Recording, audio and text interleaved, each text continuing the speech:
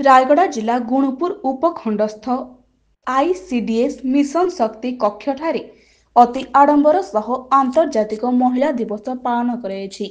ଏହି ଅବସରରେ ସ୍ଥାନୀୟ ଶିଶୁ ବିକାଶ ସମନ୍ୱୟ ଅଧିକାରୀ ମିସ୍ ସୁଷମା ପ୍ରସାଦଙ୍କ ଅଧ୍ୟକ୍ଷତାରେ ଆନ୍ତର୍ଜାତିକ ମହିଳା ଦିବସ କାର୍ଯ୍ୟକ୍ରମଟି ଦିବା 3.5 ଘଣ୍ଟା ସମୟରେ ଆରମ୍ଭ ହୋଇଥିବା ବେଳେ ଉକ୍ତ କାର୍ଯ୍ୟକ୍ରମରେ ମୁଖ୍ୟ ଅତିଥି ଭାବେ गुणुपुर ब्लॉक उपाध्यक्ष श्री सुदर्शन सबर जोग देथिले। स्थानीय आईआईसी श्री उत्तम कुमार साहू, बीईओ श्री प्रतिश्रुति सिंह, किड्स गी पब्लिक स्कूल अध्यक्षा श्रीमती स्वयं प्रभा महापात्र, सीओ गुणुपुर पौर परिषद श्रीमती संगीता पटनायक, समाजसेवी पिंकी महापात्र, बीएलएफ प्रेसिडेंट श्रीमती मंजुश्री पटनायक एवं कवयित्री श्रीमती रश्मिता कुमारी मिश्र सम्मानित अतिथि रूपे जोग दे कार्यक्रम रे मंचासीन थिले।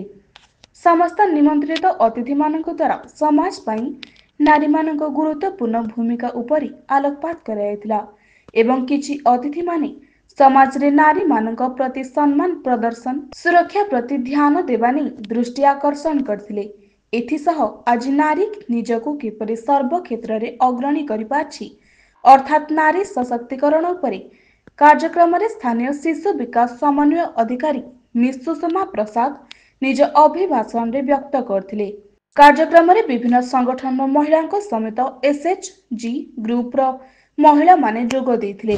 परिशेष रे एलएफ प्रेसिडेंट श्रीमती मंजुश्री पटनायक उपस्थित समस्त अतिथि मानक सह महिला मानकु धन्यवाद अर्पण करी सभा सांग करथिले। रायगड़ारू Umashankar report, Star Odisha news.